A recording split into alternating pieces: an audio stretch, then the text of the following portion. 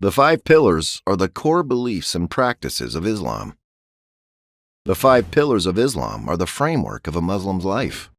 They are the testimony of faith, prayer, giving zakat, support of the needy, fasting during Ramadan, and the pilgrimage to Mecca, at least once in their lifetime for those who are able. 1. Profession of faith, Shahada.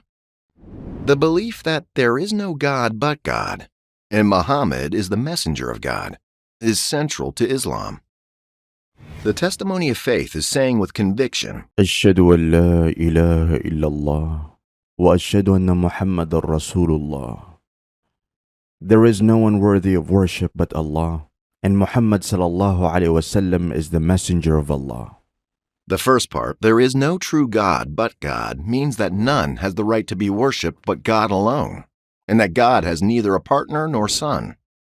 This testimony of faith is called the Shahada, a simple formula that should be said with conviction to convert to Islam.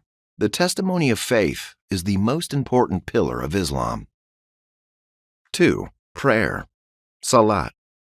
Muslims pray facing Mecca 5 times a day, at dawn, noon, mid-afternoon, sunset, and after dark. Prayer includes a recitation of the opening chapter of the Quran and is sometimes performed on a small rug or mat, used expressly for this purpose. Muslims can pray individually at any location or together in a mosque, where a leader in prayer guides the congregation. In prayer, a person feels inner happiness, peace, and comfort, and that God is pleased with him or her. The Prophet Muhammad said, "Bilal, call the people to prayer. Let us be comforted by it." Bilal was one of Muhammad's companions who was in charge of calling the people to prayers. Men gather in the mosque for the noonday prayer on Friday. Women are welcome but not obliged to participate. After the prayer, a sermon focuses on a passage from the Quran, followed by prayers by the Imam and a discussion of a particular religious topic. 3. Alms, Zakat. In accordance with Islamic law, Muslims donate a fixed portion of their income to community members in need. Many rulers and wealthy Muslims built mosques, drinking fountains, hospitals, schools, and other institutions as a religious duty and to secure the blessings associated with the charity.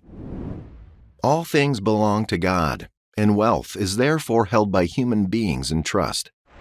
The original meaning of the word zakat is both purification and growth. Giving zakat means giving a specified percentage on certain properties to certain classes of needy people. The percentage due on gold, silver, and cash funds that have reached the amount of about 85 grams of gold and held in possession for 1 lunar year is 2.5%. Our possessions are purified by setting aside a small portion for those in need. And like the pruning of plants, this cutting back balances and encourages new growth. 4. Fasting, Psalm. During the daylight hours of Ramadan, the 9th month of the Islamic calendar, all healthy adult Muslims are required to abstain from food and drink. Through this temporary deprivation, they renew their awareness of and gratitude for everything God has provided, including the Quran, which was first revealed during this month. During Ramadan, they share the hunger and thirst of the needy as a reminder of the religious duty to help those less fortunate. 5. The pilgrimage to Mecca.